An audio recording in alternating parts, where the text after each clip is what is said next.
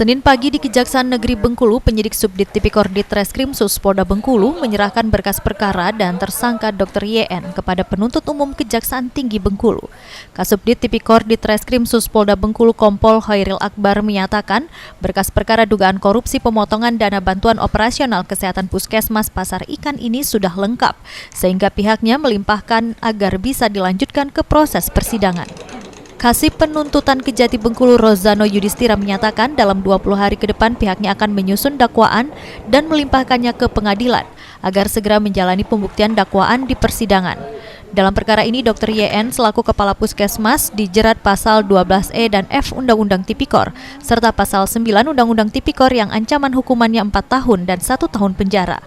Pasal yang disangkakan untuk dakwaan ke-1 primernya pasal 12E Undang-Undang Tipikor dan subsidiarnya juga pasal 12E pasal 12M atau kedua pasal 9 Undang-Undang Tipikor.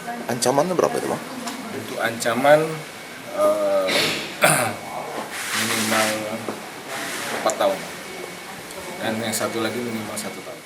Dr. YN yang sejak awal dijadikan tersangka tidak ditahan penyidik Subdit Tipikor Polda Bengkulu. Sama halnya di Kejati Bengkulu, Dr. YN juga tidak ditahan.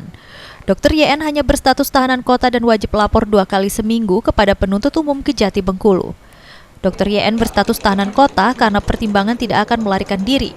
Ditambah lagi dirinya sebagai dokter yang masih perlu melakukan pelayanan dan sejak awal sangat kooperatif. Pertimbangan yang bersangkutan kan kooperatif selama ini menjalankan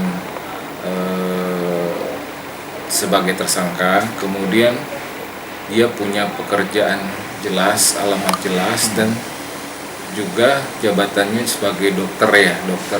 Itu Made Sukiade yang mendampingi Dr. YN menyatakan agar perkara kliennya ini segera bisa dilimpahkan ke pengadilan untuk pembuktian. Terkait pengajuan pengalihan penahanan pun diakui Made karena sejumlah faktor, salah satunya yang bersangkutan masih bertugas memberikan pelayanan dan tanggungan anak kecil dan orang tua yang sakit. Seorang dokter, ibu-ibu dan pegawai negeri, kemudian dia punya anak masih kecil yang perlu diasuh dan sebagainya, dan dia masih punya orang tua yang sakit-sakitan juga. Kita juga berterima kasih kepada Ibu Kejari dan JPU yang lain, JPU masuk di sini OCA dan sebagainya itu. Pada prinsipnya mereka sependapat untuk itu. Agus Faizar, RBTV melaporkan.